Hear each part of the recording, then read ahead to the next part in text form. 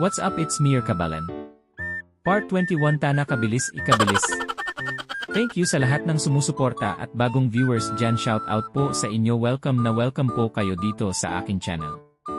Marami-rami na naman ang ganap ni Kabalan for today's video. So yun, bago ang lahat, here the before and after malagyan ng Christmas decor ang aming munting tahanan. In God's faith and the right time ibibigay niya talaga ang gusto mo basta't sasamahan mo lang ito ng sipag at tiyaga. Matagal na namin pinangarap na magkaroon ng sariling bahay and this time finally say na nakuha na namin ang aming pangarap and we promised na once na nagkaroon kami ng sariling bahay tuwing sasapit ang Pasko is bibili kami ng maraming Christmas decor at ilalagay namin ito sa bahay. Bukod sa pera na nagastos namin dito sa bahay is naglaan din kami ng maraming effort, pasensya, oras, panahon na binigay dito upang makamit namin ang aming minimithing pangarap na bahay. Pero hindi lang dito matatapos ang mga pangarap na gusto namin makamit. Aside from our dream home is target goal naman namin ngayon is mapalago sana namin ang business namin dahil medyo humihina ito dahil sa dami na rin nagtitinda na kakanin bukod sa amin. November 9 meron ngang team building ang aming department dito sa aking trabaho. After duty umalis na din kami papuntang San Fernando, Pampanga. Then a few minutes nakarating din kami so dito nga kami magti-team eating sa Nihon Aji. Tara pasok tayo mga Kabalan, diretsyo na kami sa serving ng mga pagkain dahil may reservation na kami. Hindi po ito sponsor pero Nihon Aji baka naman pagalawin mo ang baso, charot. So heto nga ang mga food na nadatnan namin ng araw na yon. Diet tayo for today's video, charot. After mabusog umuwi na din kami dahil past 10 na ng gabi to November 11 meron pang part 2 ang aming team eating.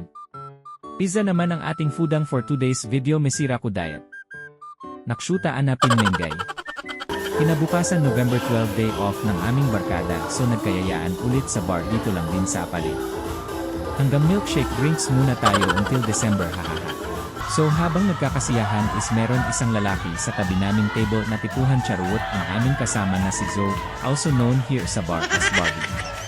Nag-contest pa nga sila sa sayawan at sila ang naging center of attraction sa bar ng gabing yon.